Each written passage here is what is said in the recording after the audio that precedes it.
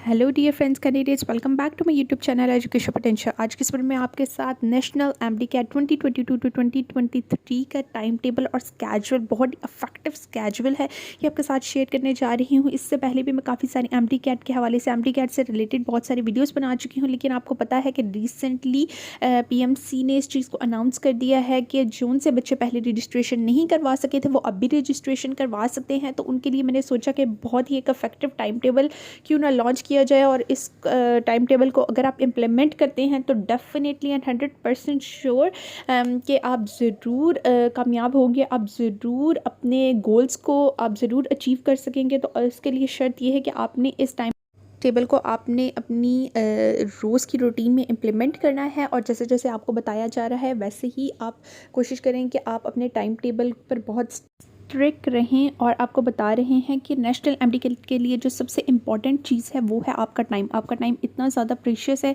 कि आप खुद भी नहीं सोच सकते कि आपका टाइम कितना ज़्यादा प्रीशियस है। आपका एक एक मिनट बहुत इंपॉर्टेंट है, इसलिए आपने कोशिश करनी है कि आप अपना टाइम बिल्कुल वेस्ट ना करें। ठीक है, मुख्तलिफ तरह के टाइम टेबल्स को फॉलो करके, मुख्तलिफ तरह की चीज़ों को फॉलो करके प्लीज़ अपना टाइम वेस्ट नहीं करें। आप अगर खुद आपने अपना टाइम टेबल बनाया है तो दैट्स वेल एंड गुड। अगर आप इसको भी फॉलो करते हैं, किसी और टाइम टेबल को भी फॉलो करते हैं, तो आप हर एक टाइम टेबल के साथ बिल्कुल आप सिंसियर होकर चलें और अपनी प्रेपरेशन बिल्कुल अच्छी तरह से करें।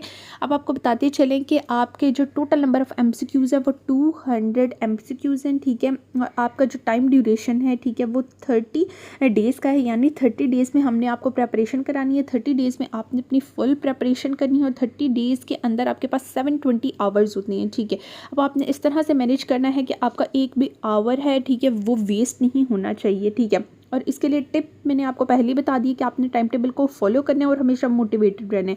हमने इस टाइम टेबल को 2 फेजेस के अंदर डिवाइड किया है। सबसे पहला फेज़ है जो कि 15 डेज़ पर डिपेंड करता है, और दूसरा फेज़ है वो भी 15 डेज़ पर डिपेंड करता है। पहले फेज़ के अंदर ये है कि आपको सबसे इंपॉर्टेंट बात बताते चलें कि पहले फेज़ को इम्प्लीमेंट करते हुए आपको थोड़ा सा मुश्किल होगी, थोड़ी सी मुश्किलात का सामना करना पड़ेगा, क्योंकि आपको बिल्कुल सुबह उठना पड़ेगा। यानी 3, साढ़े 3, 4 बजे आपको उठना पड़ेगा। आप इस टाइम पर उठेंगे तो आप अपना सिलेबस को कवर कर सकेंगे और आप अपनी फुल प्रिपरेशन कर सकेंगे along with the practice, MCQs को प्रैक्टिस करने के साथ। क्योंकि स्टार्टिंग में आपको अपना सिलेबस काफ़ी ज़्यादा लगेगा और आपको लगेगा कि काफ़ी ज़्यादा आप पर बर्डन है। तो इसलिए मैं आपको ये रिकमेंड करूँगी कि आपने पढ़ाई करने से पहले, आपने अपना सिलेबस टाइम टेबल फॉलो करने से पहले, आपने स्टार्टिंग में एक थोड़ा सा लाइट सा आपने ब्रेकफास्ट ज़रूर करना है, ताकि आप थोड़ा सा रिलैक्स फील करें। आपने कुछ अच्छा सा कोई ड्रिंक ले लेना है, ठीक है, ताकि आप बहुत ही अच्छा सा रिफ्रेशिंग फील करें। इसमें सबसे पहले आपको फर्स्ट फेज़ में बताते चले कि आपने बायोलॉजी का 7 चैप्टर्स आपने कंप्लीट करने हैं। फर्स्ट 3 जो चैप्टर्स हैं ना, ठीक है, वो आपने फर्स्ट ईयर की बुक्स में से करने हैं। ठीक है, और बाद में जो 3 चैप्टर्स हैं ना जो बच जाते हैं, वो आपने सेकंड ईयर की बुक्स में से करने हैं। ठीक है, या तो आप स्टार्टिंग से कर ले या तो आप एंडिंग से कर ले, लेकिन आपने इस तरह से करना है कि आपने विद इन 15 डेज़ बायोलॉजी के आपने first 3 chapters from the first year book and the last 3 chapters from the second year book आपने कंप्लीट करने हैं, along with the MCQs, practice MCQs के साथ भी। और ठीक है, और आपने नोट्स भी अपने साथ साथ बनाने हैं, और इंपॉर्टेंट चीज़ों को आपने हाइलाइटर के साथ हाईलाइट भी करना है, ताकि आप बाद में जब खोल के देखें तो आपके दिमाग में फटाफट क्लिक हों वो चीज़ें कि यार उस टाइम पे मैंने इसको इसलिए हाईलाइट किया था ताकि मैं इसको इस वजह से याद कर सकूं। ठीक है, और आपने पीटीपी और फेडरल बोर्ड की बुक्स का बहुत ज़्यादा आपने यूज़ करना है। ठीक है, आपने इन दोनों बुक्स को तो मस्ट आपने रखना है ना। ठीक है, कि इन दोनों बुक्स में से आपने स्टडी लाजमी करनी है।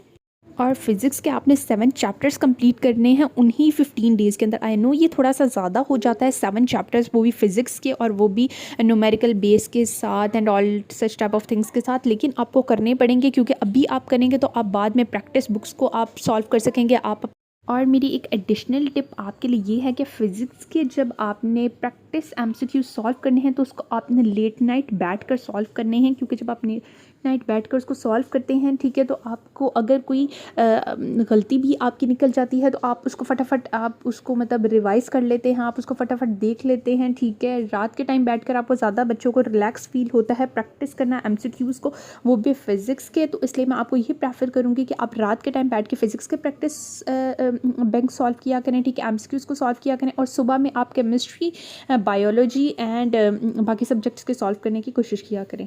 केमिस्ट्री के टोटल आपने 9 चैप्टर्स करने हैं। फर्स्ट 3 चैप्टर्स हैं वो आपने ऑर्गेनिक केमिस्ट्री में से करने हैं, यानी आपके सेकंड ईयर के बुक में ऑर्गेनिक केमिस्ट्री का जो पोर्शन है ना उसमें से आपने फर्स्ट 15 डेज़ के अंदर आपने उनमें से 3 चैप्टर्स करने हैं और बाकी जो 6 चैप्टर्स आ सकते हैं, ठीक है, वो आपकी फर्स्ट ईयर की बुक्स में से आ जाते हैं। और ये तमाम चैप्टर्स थ्योरेटिकल बेस है, यानी आप गैसेस वाला कर सकते हैं, आप लिक्विड्स वाला कर सकते हैं, आप सॉलिड्स वाला कर सकते हैं। इसके अलावा आप मोल्स वाला ये वाले चैप्टर्स आप थ्योरेटिकल बेस ये चैप्टर्स होते हैं। इसके अंदर आपको रीडिंग आपकी बहुत ज़रूरी होती है, तो ये थ्योरेटिकल बेस चैप्टर्स होते हैं, इसको आपने करना है तब जब आप अपने कंप्लीट कर लेते हैं first 3 chapters of organic chemistry. ये आपकी तैयारी हो जाती है फर्स्ट 15 डेज़ के अंदर फिजिक्स, केमिस्ट्री एंड बायोलॉजी की। और अगर हम लोग इंग्लिश की बात करते हैं तो इंग्लिश के लिए वोकैबुलरी मस्ट है। वोकैबुलरी के लिए आपने ज़्यादा से ज़्यादा प्रैक्टिस बुक्स को सॉल्व करना है। और इंग्लिश के लिए की पॉइंट ही आपके लिए ये है कि आपने प्रैक्टिस बुक्स को ज़्यादा से ज़्यादा सॉल्व करने की कोशिश करनी है। And if you talk about logical reasoning, तो लॉजिकल रीजनिंग के लिए भी आपको प्रैक्टिस बहुत ज़्यादा रिक्वायर्ड है।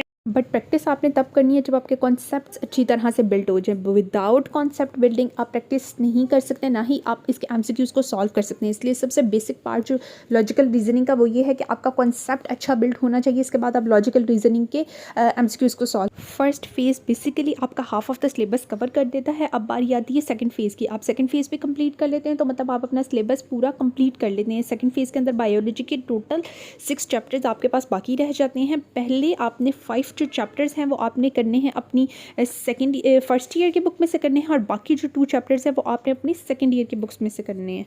बट ये 6 चैप्टर्स कंप्लीट करने के बाद आपको प्रैक्टिस एमसीक्यूज़ लाजमी सॉल्व करने हैं। जब आप प्रैक्टिस एमसीक्यूज़ सॉल्व कर लेते हैं तो इसका मतलब आपकी बायोलॉजी की फुल तैयारी हो जाती है। अब हम लोग फिजिक्स की बात करते हैं। अब फिज़िक्स के हमारे पास सिर्फ 6 चैप्टर्स बच जाते हैं और ये 6 चैप्टर्स आपकी सेकंड ईयर की बुक्स में से हैं। इसका मतलब आपने सेकंड ईयर की बुक पर ज़्यादा से ज़्यादा फोकस करना है और ज़्यादा से ज़्यादा आपने इसके बाद जब आपकी प्रिपरेशन हो जाती है तो आपने प्रैक्टिस एमसीक्यूज़ को ज़्यादा से ज़्यादा सॉल्व करना है ताकि आपके कॉन्सेप्ट्स बहुत ज़्यादा अच्छी तरह से बिल्ड हो जाएँ। क्योंकि फिज़िक्स के अंदर और केमिस्ट्री के अंदर आपके दोनों के अंदर कॉन्सेप्ट्स बहुत अच्छी तरह से बिल्ड होने चाहिए, तभी आप इसके एमसीक्यूज़ सॉल्व कर सकते हैं, तभी आप इसके न्यूमेरिकल बेस एमसीक्यूज़ हैं वो सॉल्व कर सकते हैं। तो आपकी बहुत अच्छी तैयारी होनी चाहिए। इसके बाद अगर हम लोग केमिस्ट्री की बात करते हैं तो केमिस्ट्री के अब आपके 10 चैप्टर्स रहते हैं, यानी केमिस्ट्री पे आपको अच्छा खासा वर्क करने की ज़रूरत है। क्योंकि अब आपकी बायोलॉजी भी कंप्लीट होगी, अब आपकी फिजिक्स भी कंप्लीट हो गई है और अब आपके पास लास्ट केमिस्ट्री बचता है। केमिस्ट्री के आपके 10 चैप्टर्स हैं, ये आपके मिक्स चैप्टर्स हैं, यानी आपकी 11th क्लास की बुक में से भी हैं और आपकी सेकंड ईयर की बुक्स में से भी। इसमें से आपने क्या करना है कि आपने मेन टॉपिक्स हाईलाइट करना है और उसको आपने स्टडी करना है। उसको स्टडी करने के बाद उसको अच्छी तरह से पढ़ाई कर लेनी है, ठीक है। और आपने प्रैक्टिस एमसीक्यूज़ को ज़्यादा से ज़्यादा सॉल्व करना है क्योंकि आपकी ऑर्गेनिक केमिस्ट्री हो चुकी है। ये जो पोर्शन होगा ये आपका इनऑर्गेनिक केमिस्ट्री में से भी होगा और थ्योरेटिकल में से भी होगा, तो आपने इसको भी अच्छी तरह से पढ़ लेना है। इसके बाद हमारे पास आ जाती है इंग्लिश।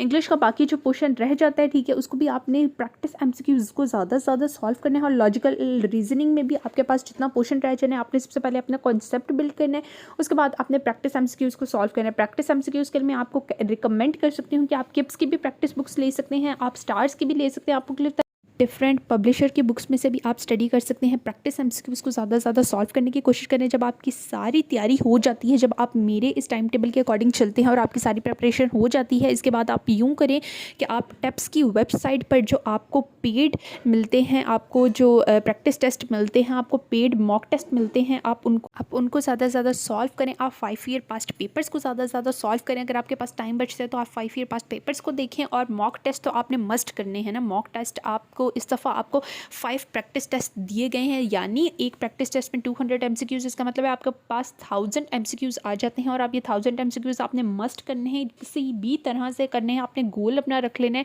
कि आपने 1 दिन में, 2 दिन में या 3 दिन में जितना भी आपके पास एक्स्ट्रा टाइम बच जाता है, ठीक है, तो आपने उसमें ज़रूर कंप्लीट करने। और इसके अलावा अगर आपको हमारे स्केड्यूल, हमारे टाइम टेबल अच्छा लगा तो प्लीज़ मेरी इस वीडियो को आप लाइक कर दें, इस वीडियो को आप सब्सक्राइब कर दें ज़्यादा से ज़्यादा अपने फ्रेंड्स के साथ, और उन फ्रेंड्स के साथ जिन्होंने अभी रजिस्ट्रेशन करवाई है आप उनके साथ ज़्यादा से ज़्यादा शेयर करें। And thank you so much for watching this video and see you in the next video. Up till now, अल्लाह हाफिज़।